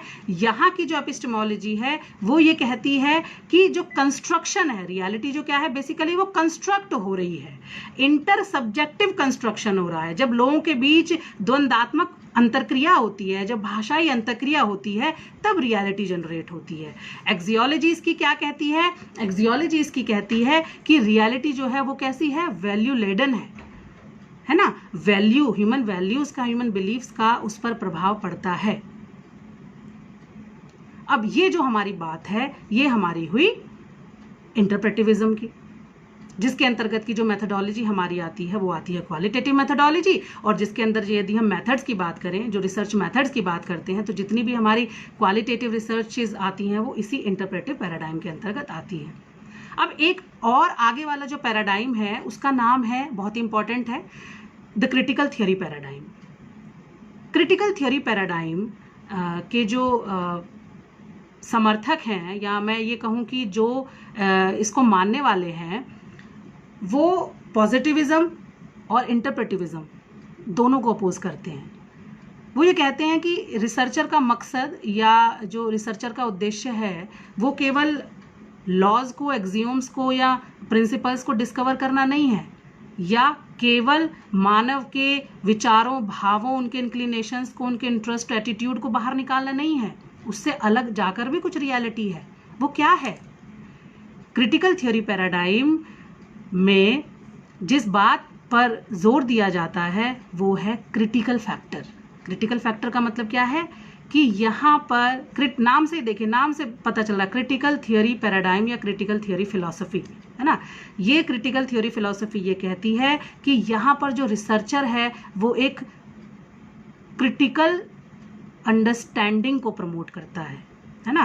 क्रिटिकल अंडरस्टैंडिंग को प्रमोट क्यों करता है? क्योंकि यहाँ पर जो रिसर्चर है उसका उद्देश्य समाज को रूपांतरित करना है, उस समाज को बदलना है। क्यों बदलना है? क्योंकि समाज में जो व्याप्त संरचनाएं हैं, समाज में जो व्याप्त जो नीतियां हैं, जो दिखाई दे रही, जो सच्चाई है, जो सत्य है, एक्चुअली वो कैसी है? वो सही नहीं है। क्यों सही नहीं है? क्योंकि क्रिटिकल रिसर्चर्स जो हैं वो ये मानकर चलते हैं कि समाज में जो कुछ घटित हो रहा है उसके पीछे पावर बेस्ड रिलेशंस का हाथ है। ये मैं इसलिए बता रही हूँ कि क्योंकि यहीं से इनकी ऑन्टोलॉजी, एपिस्टेमोलॉजी और एक्सियोलॉजी जनरेट होगी। कहने का अर्थ क्या है कि यदि क्रिटिकल थ्योरी पैराडाइम की ऑन्टोलॉजी को हम समझें तो इसकी ऑन्टोलॉजी कहती है कि सोशली कंस्ट्रक्टेड रियलिटीज हैं, लेकिन वो रियलिटीज कैसी हैं?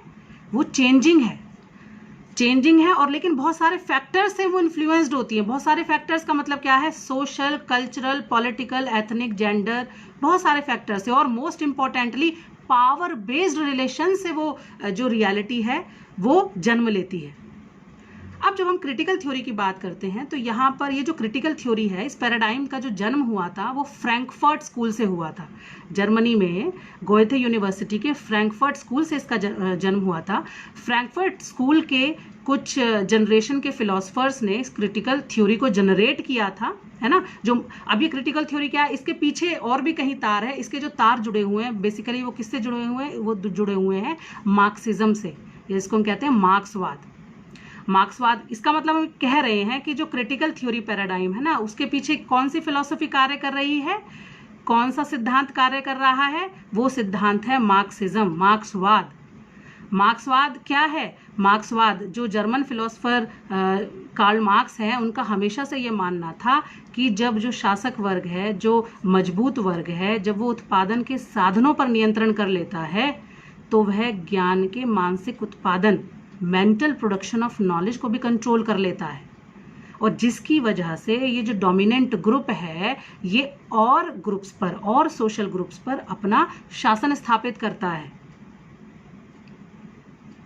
उनको ऑप्रेस्ड करता है। कुछ सोशल ग्रुप्स, कुछ सोशल क्लास मार्जिनलाइज्ड हो जाती हैं। तो यहाँ पर ये जो क्रिटिकल थ्योरी पैराडाइम है, यहाँ पर रिसर्चर इसी मार्जिनलाइजेशन को, है ना, इसी जो ऑप्रेशन को अलग करने की बात करता है, इसी को इरेडिकेट करने की बात ये करता है। उसी उद्देश्य से जब रिसर्चर रिसर्च करता है तो ऐसी जो रिसर्चेज होती हैं वो किसके अंतर्गत आती हैं? क्रिटिकल थ्योरी रिसर्चेज के अंतर्गत आती हैं। तो अभी हमने ऑन्टोलॉजी की बात करी, तो ऑन्टोलॉजी क्या है? इसमें ऑन्टोलॉजी क्या है? सोशली कंस्ट्रक्टेड मल्टीपल रियलिटीज हैं, चेंजिंग है। अब आप ये कहेंगे कि हो सकता है कि ये तो इंटरप्रेटिविज्म से मेल खा रहा है कि वहां पे भी सोशली कंस्ट्रक्टेड मल्टीपल रियलिटीज थी, लेकिन दोनों में फर्क है। फर्क क्या है कि जो इंटरप्रेटिविज्म की जो ऑन्टोलॉजी है, सोशली कंस्ट्रक्टेड मल्टीपल रियलिटीज है, वो कैसी हैं? वो आप जब तक बातचीत नहीं करेंगे, जब तक कन्वर्सेशनल नरेशंस नहीं होंगे, तब तक वो रियलिटी नहीं पता चलेगी। लेकिन यहाँ पर क्रिटिकल थ्योरी पैराडाइम ये कहता है, ये फिलॉसफी ये कहती है कि वहां तक आप चाहे बात करें ना करें, लेकिन सामाजिक संरचनाओं को देखकर, समाज में लोगों की पोजीशंस को देखकर आप रियलिटी तक पहुंच सकते हैं। आपको सुपरफिशियली रियलिटी पता चल जाती है कि आखिर समाज में चल क्या रहा है। इसके अतिरिक्त जो इसकी ऑन्टोलॉजी है उसमें कुछ बातें ये भी है कि जो रियलिटी है वो कहीं ना कहीं से गवर्न होती है, उसके पीछे कुछ हिस्ट्री है। मतलब किसी सामाजिक वर्ग की अभी स्थिति क्या है, अभी पोजीशन क्या है, उसके पीछे उसके कुछ हिस्टोरिकल जो बैकग्राउंड है, जो उसकी ऐतिहासिक जो ओरिएंटेशन है, ऐतिहासिक अभिविन्यास है, उसका बहुत महत्वपूर्ण रोल होता है। किस किस तरह से वो डेवलप हुए हैं या किस किस तरह से उनका मार्जिनलाइजेशन हुआ है, जिसकी वजह से आज वो इस प्रेजेंट सिचुएशन में है। तो कहने का अर्थ क्या है कि रियलिटी यहाँ पे हिस्टोरिकली बाउंड है और मल्टी लेयर्ड भी है। मल्टी लेयर्ड कैसे है? सुपरफिशियल स्ट्रक्चर तो आपको दिख रहे हैं, उसमें कोई डाउट नहीं है, अभी मैंने बताया भी आपको। और यहाँ पर देखिए कितनी अच्छी बात है कि यहाँ पर ये जो क्वालिटी है ना द क्रिटिकल थ्योरी पैराडाइम की, कि जो रियलिटी है वो आप देख पा रहे हैं समाज में क्या हो रहा है, समाज में व्याप्त संरचनाओं को आप देख पा रहे हैं, आइडेंटिफाई कर पा रहे हैं। तो ये किससे मैच खा रही है? ये हमारी मैच खाती है हमारे पॉजिटिविस्टिक पैराडाइम की ऑन्टोलॉजी से। क्योंकि पॉजिटिविज्म ने भी क्या कहा था? ये कहा था कि रियलिटी आउट देयर है, बाहर है, ह्यूमन माइंड के बाहर है। तो यहाँ पर द क्रिटिकल थ्योरी पैराडाइम भी इस नोशन को एक्सेप्ट करता है कि रियलिटी ह्यूमन माइंड के बाहर है, वो दिख रही है। क्यों बाहर है? क्योंकि इस पर किसका कंट्रोल है? पावर का कंट्रोल है, पावर बेस्ड रिलेशंस का कंट्रोल है। और इस पावर बेस्ड रिलेशंस की वजह से ही कुछ ऐसे वैल्यूज हैं, कुछ ऐसे बिलीफ्स हैं जिनको कुछ विशेषाधिकार प्राप्त हो जाता है, और कुछ बिलीफ्स और वैल्यूज ऐसे होते हैं जो मार्जिनलाइज्ड हो जाते हैं या अंडर रिप्रेजेंटिंग हो जाते हैं। तो ये सारी की सारी जो बातें हैं ये मिल करके क्रिटिकल थ्योरी जो पैराडाइम है उसकी ऑन्टोलॉजी को तय करते हैं। कि ये कैसे पता लगाए कि क्रिटिकल थ्योरी पैराडाइम या क्रिटिकल थ्योरी की जो फिलॉसफी है उसकी ऑन्टोलॉजी क्या कहती है। फिर हम बात करते हैं इसकी एपिस्टेमोलॉजी पर। इसकी जो एपिस्टेमोलॉजी है वो ये कहते हैं कि नॉलेज, नेचर ऑफ नॉलेज की बात करेंगे कि नेचर ऑफ नॉलेज का मतलब नॉलेज वही है, वही ठीक नॉलेज है, वही रिलायबल नॉलेज है, वही ऑथेंटिक नॉलेज है, जो नॉलेज ऐसे डायलेक्टिकल इंटरैक्शन से अमर्ज्ड होती है जिसके अंदर आलोचनात्मकता का पुट हो, क्रिटिसिज्म होना चाहिए, है ना। ऐसा नहीं है कि जो आपके सामने दे दिया बस आपने उसी को एक्सेप्ट कर लिया, नहीं, उस पर जो है एक द्वंदात्मक इंटरैक्शन के बाद में उसको खूब क्रिटिकली एनालाइज किया गया हो, उसके बाद में जो नॉलेज एमर्ज होती है तब जाकर के वो नॉलेज एक सही नॉलेज की कैटेगरी में आती है। अब यदि हम इसमें कंस्ट्रक्शन ऑफ नॉलेज की बात करें, ये तो था हमारा कि जैसे हमने बताया ना कि एपिस्टेमोलॉजी किस बात पर चर्चा करती है? Construction of knowledge, nature of knowledge, validity of knowledge, है ना।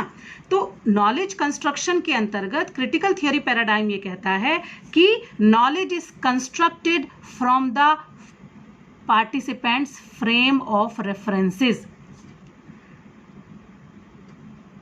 वहां पर क्या था? पॉजिटिविज्म ने किसकी बात करी थी? ध्यान रखिए, पॉजिटिविज्म ने बात करी थी यहां पर एम्पिरिसिज्म की, अनुभववाद की बात की थी।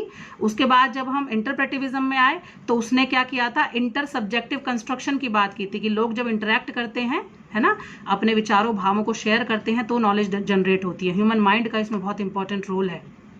यहां पर ये क्या कह रहे हैं? यहां पर कुछ और चीजें, यहां पर एक कुछ चीजें एडेड है। क्या एडेड है? ये कह रहे हैं कि पार्टिसिपेंट के फ्रेम ऑफ रेफरेंसेस से नॉलेज जनरेट हो रही है। इसका मतलब क्या है? कुछ चीजें तो एडिशनल इंटरप्रेटिव पैराडाइम की ली है। क्या ली है? कि पार्टिसिपेंट्स का कॉन्टेक्स्ट क्या है, कॉन्टेक्स्ट का मतलब वो एम्बियंस क्या है, वो वातावरण क्या है, वो सेटिंग क्या है जहां पर वो घटना, वो फिनोमिना हो रहा है। साथ ही साथ यहाँ पर एक और जो एडिड डायमेंशन है वो डायमेंशन है कि यहाँ पर जिस पार्टिसिपेंट की आप स्टडी कर रहे हैं या जिन पार्टिसिपेंट्स की आप स्टडी कर रहे हैं उनकी सोशल पोजीशन क्या है। केवल कॉन्टेक्स्ट को मत देखिए केवल उनकी ओपिनियंस को मत देखिए, कॉन्टेक्स्ट को भी देखिए, ओपिनियंस को भी देखिए, है ना, साथ ही साथ उनके पोजीशन को भी देखिए। कौन सी पोजीशन? सोशल पोजीशन को देखिए, और सोशल पोजीशन को डिसाइड करने वाले क्राइटेरिया को देखिए कि यदि ये पर्टिकुलर क्लास, ये सामाजिक वर्ग समाज में इस पोजीशन में है, तो इस पोजीशन में स्टैंड करने के लिए क्या क्राइटेरिया अपनाया गया है, किसके द्वारा? उस पावरफुल ग्रुप के द्वारा जो ऊपर बैठा है ना। तो कहने का मतलब क्या है कि कहां से गवर्न हो रही है ये एपिस्टेमोलॉजी? उस पॉलिटिकल फैक्टर से गवर्न हो रही है। तो क्रिटिकल थ्योरी में हम इस बात को बहुत ध्यान से रखना है कि जो ये पॉलिटिकल और मॉरल एक्टिविटी के तौर पर रिसर्चर इस कार्य को करता है। मतलब जब रिसर्चर रिसर्च करता है तो वो जो है रियलिटी को या ज्ञान को या वैल्यूज को एक मॉरल और पॉलिटिकल एक्टिविटी के रूप में देखता है। क्यों देख रहा है? क्योंकि वो जो रियलिटी है वो गवर्न ही कुछ ऐसे फैक्टर से हो रही है। जब तक रिसर्चर यहाँ पे कोई एक पर्टिकुलर मॉरल एक्शन या स्टैंस नहीं लेगा, तब तक वह उस समाज में ट्रांसफॉर्म नहीं कर पाएगा जिसकी वो बात कर रहा है, जिस उद्देश्य से वो उस रिसर्च को कर रहा है। उसका उद्देश्य क्या है? यहाँ पर रिसर्चर का उद्देश्य होता है to destroy the myths and illusions from the society. जो भ्रम फैला हुआ है ना समाज में, जो दिखाया जा रहा है एक्चुअली वो सत्य नहीं है, उसके पीछे कुछ और सत्य है। उसी के लिए यहाँ पर रिसर्चर जो होता है वो एक एडवोकेट की तरह कार्य करता है, वो एक फैसिलिटेटर की तरह कार्य करता है, वो एक चेंज एजेंट की तरह कार्य करता है। और यहाँ पर इसी तरह से यदि मैं रिसर्च का नाम लूँ तो एक बहुत अच्छी रिसर्च का नाम इसमें आता है क्रिटिकल एक्शन रिसर्च, या जिसको पार्टिसिपेटरी एक्शन रिसर्च के नाम से भी जाना जाता है। यहाँ पर क्या करता है, जो रिसर्चर है वो उन पार्टिसिपेंट्स के साथ कोलैबोरेटिवली, है ना, उनके साथ मिलकर के रिसर्च करता है और कुछ ऐसे जो है एक अच्छे, फेयर और इक्विटेबल जो है समाज की स्थापना के लिए मार्ग प्रशस्त करता है। उनको बताता है ना कि आप ऐसे कीजिए, ये सही नहीं हो रहा है या ये सही हो रहा है, और खुद भी रोल प्ले करता है इसमें। तो देखिए, एक तो होती है एक्शन रिसर्च। तो जो इस तरह की जो रिसर्चेज होती हैं जिसमें ट्रांसफॉर्मेशन का पुट होता है ना, समाज को बदलने का पुट होता है, ऑपरेशन को हटाने का, ऑपरेशन को इरेडिकेट करने का जो पुट होता है, ऐसी वाली जो रिसर्चेज होती हैं वो कहलाती हैं हमारी क्रिटिकल थ्योरी रिसर्चेज, या ऐसे रिसर्चेज जिस पैराडाइम के अंतर्गत आती हैं उसे हम कहते हैं क्रिटिकल थ्योरी पैराडाइम। इस पैराडाइम के दो अन्य नाम भी है। यदि आप कुछ और किताबें पढ़ेंगे, कुछ बुक्स पढ़ेंगे, तो इसमें इसको इमेंसिपेटरी पैराडाइम या ट्रांसफॉर्मेटिव पैराडाइम के नाम से भी इसको जाना जाता है। कहने का अर्थ क्या है कि जो ये इमेंसिपेटरी का मतलब है, इमेंसिपेशन का क्या होता है? मुक्ति, है ना, कि जो ऑप्रेस्ड लोग हैं, जो बहुत ही दमनात्मक तरीके से रह रहे हैं समाज में, उनको मुक्त करना इस पैराडाइम का मुख्य उद्देश्य होता है। अब यदि हमने इसमें ऑन्टोलॉजी की बात करी या एपिस्टेमोलॉजी की बात करी, अब यदि हम इसमें भी बात करें कि भाई एक्सियोलॉजी क्या है, तो यहाँ पर कुछ ऐसे स्पेसिफिक वैल्यूज हैं जिन पर रिसर्चर कार्य करता है। वो कौन कौन सी वैल्यूज हैं? जैसे इसमें जो एक बहुत इंपॉर्टेंट वैल्यू है जिसको सामने रख करके रिसर्चर कार्य करता है वो है रिस्पेक्ट। रिस्पेक्ट की बात करता है। जिन पार्टिसिपेंट्स के लिए वो कार्य कर रहा है, जिन पार्टिसिपेंट्स के लिए वो रिसर्च कर रहा है, उनके रिस्पेक्ट की मांग इसमें की जाती है, उनके बेनिफिसेंस की मांग इसमें की जाती है ना। वो बेनिफिटेड होने चाहिए, इक्वली बेनिफिटेड होने चाहिए। इक्विटी और इक्वालिटी की बात यहाँ पर की जाती है, और promotion of social justice. Social justice होना चाहिए। उनके साथ जो कुछ गलत हो रहा है या जो सही नहीं हो रहा है उसके खिलाफ उनको आवाज उठानी है। तो उसके लिए क्या करता है यहाँ पर रिसर्चर? उनको तो प्रेरित करता ही है, साथ ही साथ वो भी एक चेंजिंग एजेंट की तरह कार्य करता है। तो ये जो है, ये है क्रिटिकल थ्योरी की ऑन्टोलॉजी, एपिस्टेमोलॉजी और एक्सियोलॉजी। अब इससे आगे मैंने बताया था कि ये ऊपर अम्ब्रेला तो क्रिटिकल थ्योरी पैराडाइम का है, नीचे हमने इसकी बात कर ली। अब ये किसको गाइड करेंगे? मेथोडोलॉजी को गाइड करेंगे। पॉजिटिविज्म की मेथोडोलॉजी क्वांटिटेटिव, इंटरप्रेटिविज्म की मेथोडोलॉजी क्वालिटेटिव, और इसकी जो मेथोडोलॉजी होती है वो होती है मिक्स्ड मेथड रिसर्च। हालांकि यहाँ पर तवज्जो ये दी जाती है कि जो प्रोसेस ऑफ राइटिंग होती है इसमें वो इंटरप्रेटिव पैराडाइम की तरह ही होती है, लेकिन यहाँ पर कुछ फिलोसफर्स ने, कुछ साइंटिस्ट ने इस बात को स्वीकार किया है कि यहाँ पर यदि आवश्यकता पड़े तो क्वालिटेटिव के साथ साथ क्वांटिटेटिव मेथडोलॉजी का भी प्रयोग किया जा सकता है। क्यों किया जा सकता है? क्योंकि जब क्वालिटेटिव मेथडोलॉजी का प्रयोग किया जाएगा क्वांटिटेटिव के साथ में, तो एक क्वालिटेटिव डायलॉग स्टैब्लिश होता है जो उस समाज में लोगों की प्रेजेंट सिचुएशन को समझने के लिए मददगार सिद्ध होता है। खाली क्वांटिटेटिव से काम नहीं चलेगा और खाली क्वालिटेटिव से भी काम नहीं चलेगा। मान लीजिए आपने क्वालिटेटिव फॉर्म में जो है उनसे बातचीत की, उनकी ओपिनियंस को लिया, है ना, कुछ डॉक्यूमेंट्स को एनालाइज किया, उनके साथ रहे, ऑब्जर्वेशन किया, फोकस ग्रुप डिस्कशन किया, लेकिन कभी कभी ऐसा होता है ना कि उनका कुछ पिछला जो रिकॉर्ड है, पिछले 10 सालों का, 20 सालों का, 50 सालों का, उसके लिए आपको कुछ न्यूमेरिकल नंबर्स वाले डेटा की भी ज़रूरत होती है, जिसको आपको कुछ एनालाइज करना होता है कि भाई देखें किस हिसाब से कितना आ रहा है, क्या उन्होंने प्रोग्रेस की है। तो क्वांटिफाई करना भी कई बार ज़रूरी हो जाता है डेटा को। तो कहने का अर्थ यहाँ पर यह है कि हालांकि यहाँ पर इंटरप्रेटिव मेथडोलॉजी का यूज़ किया जाता है, लेकिन यदि आवश्यकता पड़ती है तो यहाँ पर मिक्स्ड मेथडोलॉजी का भी यूज़ किया जा सकता है। अब यदि हम इसके रिसर्च डिज़ाइन की बात करें कि भाई इसमें कौन कौन सी रिसर्चेस की जा सकती हैं, किस में, क्रिटिकल थ्योरी में, तो इसमें हम कह सकते हैं पार्टिसिपेटरी एक्शन रिसर्च या और क्रिटिकल एक्शन रिसर्च, दोनों एक ही हैं, करिकुलम रिसर्च, और इसके अलावा जो इसमें आती है वो आती है हमारी क्रिटिकल एथनोग्राफी।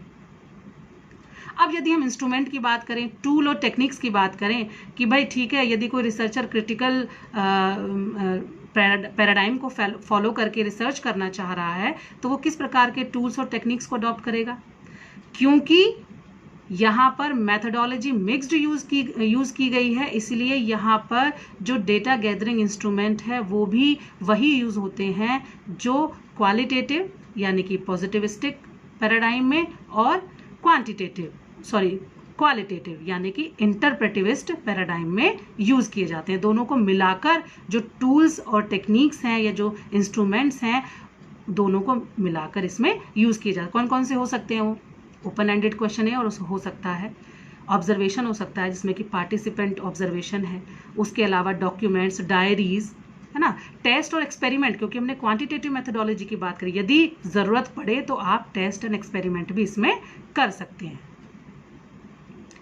तो हमने ये देखा कि जो रिसर्च है वो किस तरह से फिलोसॉफिकल अजम्पशन से गाइड होकर विभिन्न प्रकार के पैराडाइम को डेवलप करके आगे बढ़ती है। अब यदि आप लोगों की कुछ प्रश्न हैं तो मैं उन प्रश्नों को लेना चाहूँगी।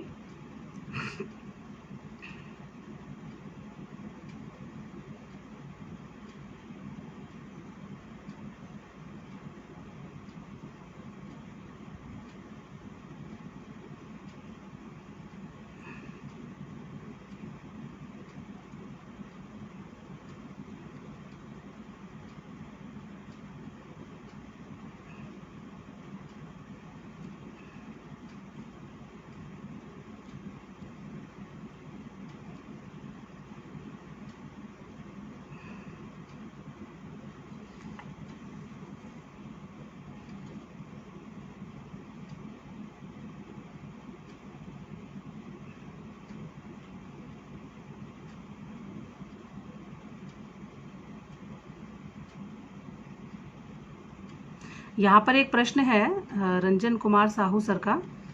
ये पूछ रहे हैं कि we know about the tenets of both positivism and interpretive paradigm but not get the idea of post positivism, it comes under which paradigm, and if it comes under positivism paradigm then how and what are its basic tenets and what is its subjective objective dimensions, kindly clarify the doubts।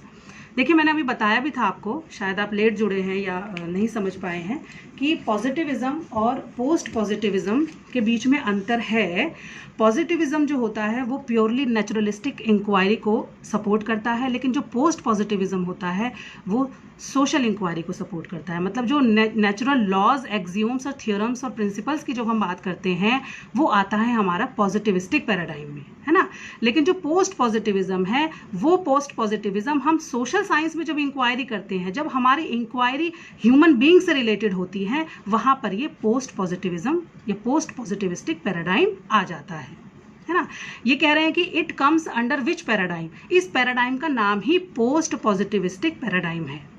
जैसे positivism positivistic paradigm, इसी तरह से post positivistic paradigm. हालांकि जब आप कई books पढ़ते हैं तो वहाँ कहीं पर पॉजिटिविज्म को अलग दिया होता है, पोस्ट पॉजिटिविज्म को अलग दिया होता है, लेकिन जब हम इनकी फिलोसॉफिकल अजम्पशंस के बीच में कुछ कंपेयर करते हैं तो दोनों में बहुत ज़्यादा अंतर नहीं है। अंतर क्यों नहीं है? क्योंकि जो इनकी एपिस्टेमोलॉजी है वो सेम है।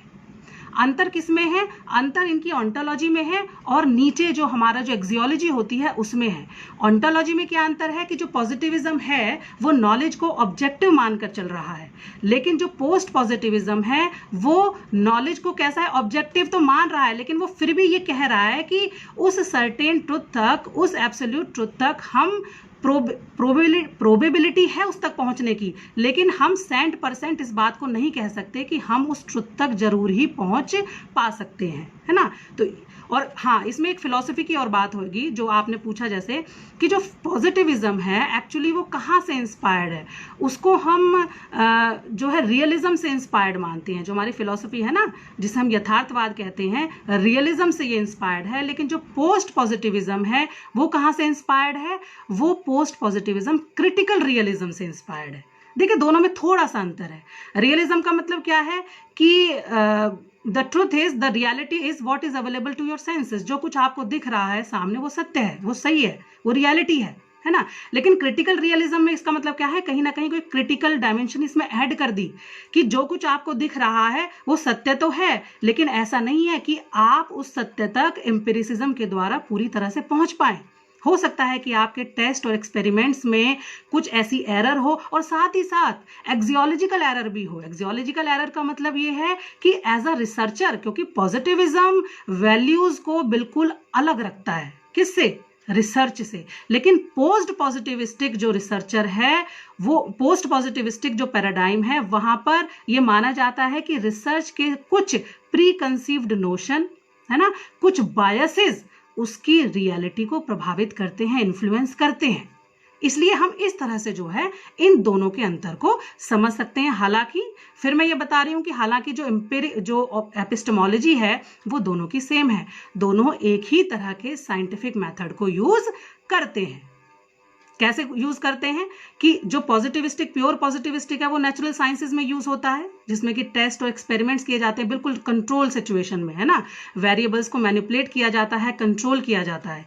लेकिन जैसे ही हम पोस्ट पॉजिटिविज्म की तरफ शिफ्ट होते हैं तो पोस्ट पॉजिटिविज्म में थोड़ा सा एक less strict form of positivism को बताया जाता है। मतलब वहां पर ऐसा नहीं है कि बिल्कुल स्ट्रक्चर्ड होगा, थोड़ा सा क्या होगा, थोड़ा सा वहां पर एक छूट दे दी जाएगी। थोड़ा हो सकता है कि रिसर्चर जो है एक स्ट्रक्चर्ड इंटरव्यू कर ले, है ना, और जो है क्वेश्चनेयर दे दे, तो कहीं और थोड़े से हो सकता है कि जब वो रिसर्च कर रहा है तो उसके जो रिजल्ट्स आ रहे हैं उसमें उसके खुद के कुछ जो बायसेस हैं वो उसके रिजल्ट को इन्फ्लुएंस कर जाए। और साथ ही साथ जो हमारी पूर्व में बनी थियोरीज हैं, जो पूर्व में बनी हमारी हाइपोथेसिस हैं, वो भी हमारे रिजल्ट को, हमारी रिसर्च को प्रभावित करती हैं।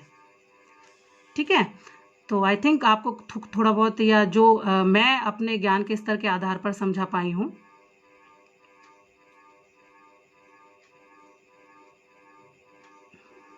देखिए, ये जो आशीष वर्मा है, ये क्वेश्चन पूछ रहे हैं कि please if possible please tell us what is philosophical research and how is it different from empirical research. देखिए, बहुत क्लियर है इसमें। जो एम्पिरिकल रिसर्च अभी मैंने बताया कि एम्पिरिसिज्म जो होता है that is based on observation, experience and experiment. लेकिन जो फिलोसॉफिकल रिसर्च होती है वहाँ पर किसी भी तरह से एम्पिरिसिज्म को फॉलो नहीं किया जा सकता, है ना। फिलोसॉफिकल रिसर्च का मतलब ये है जिन रिसर्च का आधार दार्शनिक होता है। दार्शनिक का मतलब है किसी के व्यूज हैं, किसी की फिलोसफी है, उसको आप एनालाइज कर रहे हैं, है ना। किसी रूप में आप देख रहे हो सकते हैं कि आप महात्मा गांधी के जो फिलोसॉफिकल आइडियाज हैं उनके आज की आधुनिक शिक्षा व्यवस्था में जो है उसका किस तरह से यूज है, या क्या उसकी बता देता है उस पर आप रिसर्च कर रहे हैं, या किसी जो मान लीजिए कोई स्क्रिप्चर्स हैं हमारे, उनका जो है आप गीता की फिलॉसफी की स्टडी कर सकते हैं। तो फिलॉसफी में बेसिकली जो हम करते हैं वो कंटेंट एनालिसिस करते हैं, है ना, वो एक अलग मेथड है। और दूसरी बात यह है कि जो एम्पिरिकल रिसर्च है वो बेसिकली क्वांटिटेटिव रिसर्चेज हैं, और जो फिलोसफिकल रिसर्चेज हैं ये बेसिकली क्वालिटेटिव रिसर्चेज हैं। तो इस तरह से जो है हम इन दोनों के डिफरेंस को समझ सकते हैं।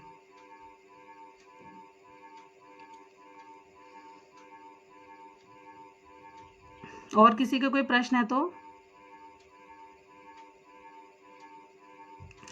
Ma'am, how a researcher came to know which paradigm of research is most suitable for his or her research? That all depends on how you perceive the reality.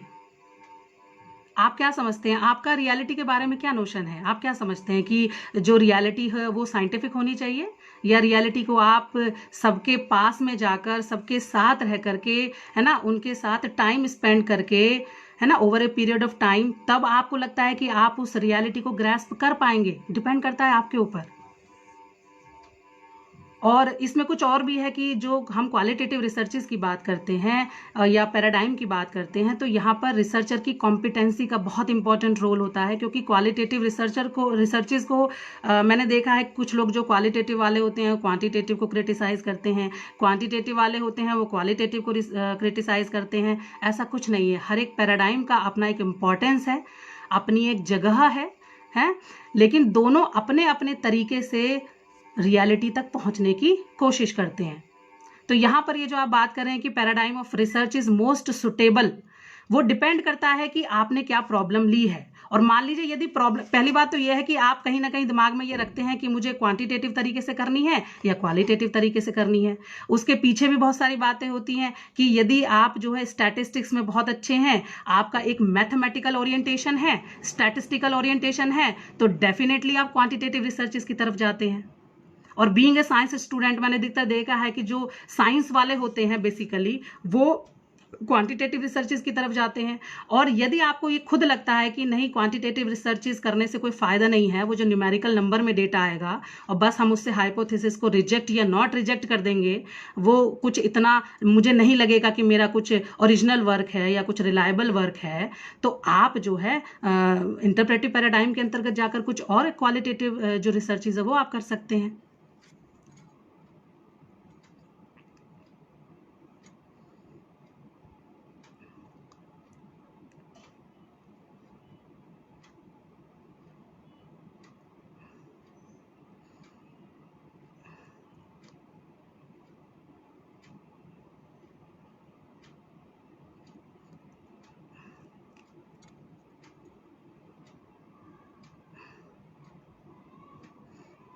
How can we justify someone is a philosopher?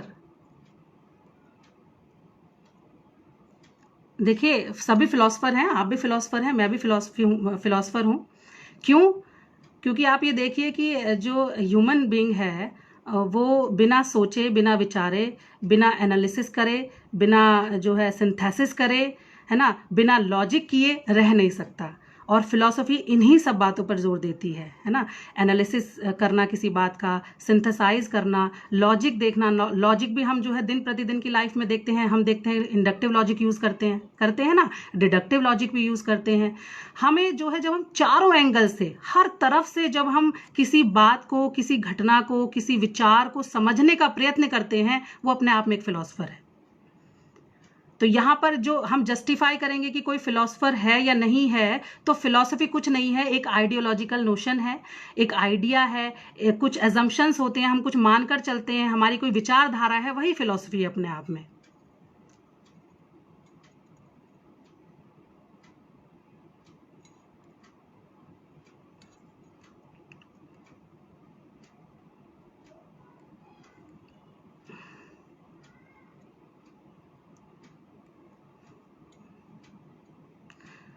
To the type of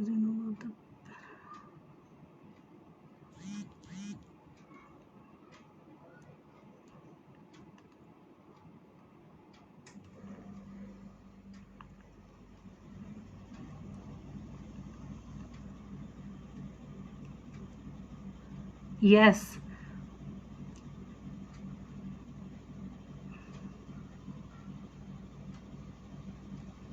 अच्छा, यहाँ पे काफ़ी बड़ा प्रश्न है रंजन जी का आपका, कि आप यहाँ पर ये पूछ रहे हैं कि we know both the paradigm of research, positivism है, फिनोमिनोलॉजी है, ठीक है, उनके अपने ठीक है बेसिक टेनेंट्स एजम्पशंस है। क्वांटिटेटिव या पॉजिटिविज्म के लिए जो पैराडाइम है वो अभी हमने बात करी, ठीक है, सिंगल रियलिटी है या ऑब्जेक्टिव रियलिटी है। लेकिन उसी के अपोजिट जो क्वालिटेटिव है या हम फिनोमिनोलॉजी की इसमें बात कर रहे हैं, वहाँ पे रियलिटी कैसी है, सब्जेक्टिव है और कॉन्टेक्चुअल है। Hence my question is, if a researcher is going to conduct a mixed method research, then what will be the reality for the researcher? What will be his or her subjective objective approach to research? What will be the ontological and epistemological basis for the researcher?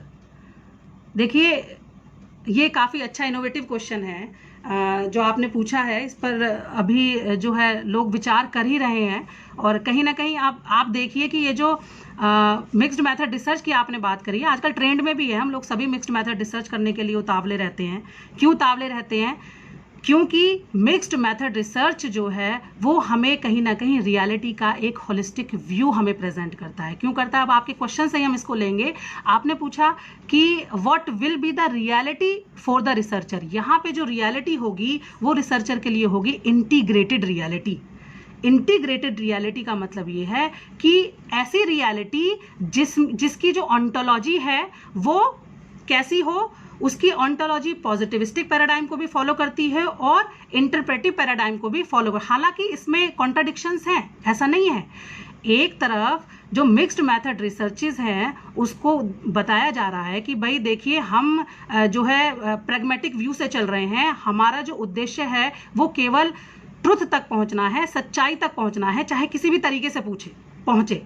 लेकिन दूसरी ही तरफ यहाँ पर कुछ philosophers ने, scientist ने ये सवाल भी उठाया है कि आप किस तरीके से एक पैराडाइम की ऑन्टोलॉजी को दूसरे पैराडाइम की ऑन्टोलॉजी से मिक्स कर देंगे, एक पैराडाइम की एपिस्टेमोलॉजी को दूसरे पैराडाइम की एपिस्टेमोलॉजी से और एक्सियोलॉजी को दूसरे की एक्सियोलॉजी से मिक्स कर देंगे। ये तो वही बात हुई ना। क्यों? क्योंकि पॉजिटिविज्म और इंटरप्रेटिविज्म दोनों की ऑन्टोलॉजी तो बिल्कुल अपोजिट है। ये तो वही बात हुई कि जैसे तेल को पानी में मिक्स कर देना। तो ये अभी एक यंग पैराडाइम के रूप में अमर्ज हो रहा है। इस पर अभी बहुत ज़्यादा जो है मटेरियल आई थिंक अवेलेबल इतना है नहीं मिक्स्ड मेथड रिसर्च के ऊपर, लेकिन इसके अंदर जो रियलिटी को परसीव करने की जो बात है वो बहुत अच्छी कही आपने। ये मैंने पढ़ा है कि इसमें जो रियलिटी है उसको इंटीग्रेटेड फॉर्म में देखा जाता है ना। इंटीग्रेटेड फॉर्म का जो मतलब है वो यहाँ पर ये है कि रियलिटी किसी भी तरीके से, किसी भी आप जो है 2 या 3 मेथोडोलॉजिकल ओरिएंटेशन के द्वारा आप उस रियलिटी तक जा सकते हैं। तो यहाँ पर जो नेचर ऑफ ट्रुथ है वो कैसा होगा? यहाँ पर नेचर ऑफ ट्रुथ कैसा होगा? सब्जेक्टिव होगा प्लस सोशली कंस्ट्रक्टेड भी होगा, है ना। और एंड एपिस्टेमोलॉजिकल बेसिस वही होगा कि यहाँ पर कैसा होगा? सब्जेक्ट, जहाँ जैसी जरूरत पड़ेगी। यदि आपको लगता है कि वहाँ पे सैम्पलिंग भी 2 तरह की हो सकती है ना, क्योंकि आप दोनों तरह की मेथोडोलॉजी यूज कर रहे हैं, एक तरफ क्वालिटेटिव कर रहे हैं, एक तरफ क्वांटिटेटिव कर रहे हैं। तो इसका अर्थ क्या है कि एपिस्टेमोलॉजी का मतलब है कि जो ज्ञान का जो निर्माण है या जो सोर्सेज है जिसकी सहायता से आप उस डेटा को कलेक्ट कर रहे हैं वो दोनों भी वेरी करेंगे। डिपेंड करता है कि आपके रिसर्च क्वेश्चंस क्या हैं और आपके रिसर्च ऑब्जेक्टिव्स क्या हैं। तो यहाँ पर हम इसको ये कह सकते हैं कि जो हमारी जो रियलिटी है वो बेसिकली कैसी है? इंटीग्रेटेड है। यहाँ पर ये कहते हैं मिक्स्ड मेथड पैराडाइम वाले ये कहते हैं कि यहाँ पे रियल क्वेश्चंस होने चाहिए और रियल आंसर्स मिलने चाहिए हमें, है ना। रियलिटी की बात कर रहे हैं। और ये जो हमारा जो मिक्स्ड मेथड पैराडाइम है, क्योंकि अभी इसको एक अलग पैराडाइम के रूप में हम लोग नहीं देख रहे हैं, कहीं आप देखते हैं तो कहीं पे इसको ना प्रैग्मेटिज्म पैराडाइम के अंतर्गत इसको दिखाया जाता है ना। क्यों? क्योंकि ये प्रैग्मेटिज्म फिलॉसफी से इन्फ्लुएंस्ड है।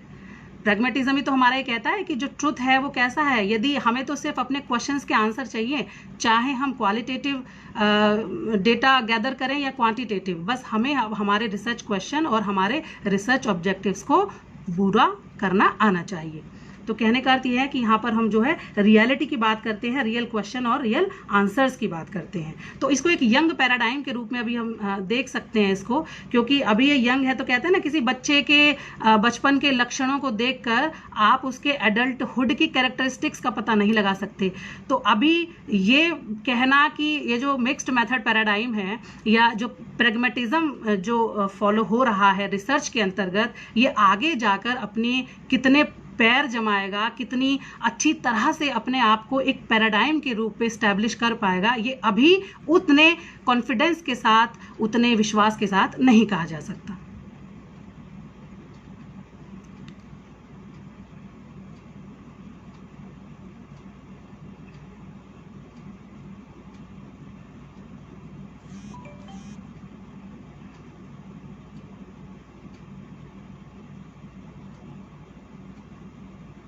ओके, आप सभी का बहुत बहुत धन्यवाद मुझसे जुड़ने के लिए। Thank you so much. Thank you, bye bye.